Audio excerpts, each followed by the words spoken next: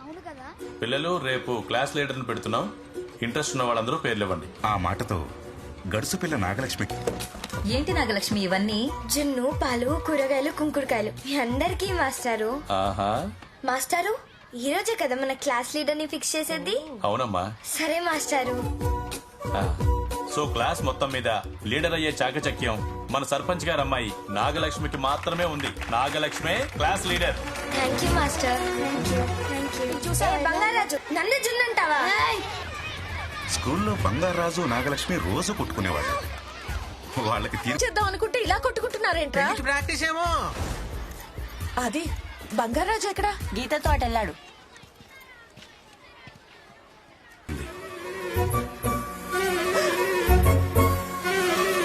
బంగారాజు బాబు తబలా, అబ్బాయి హార్మోని.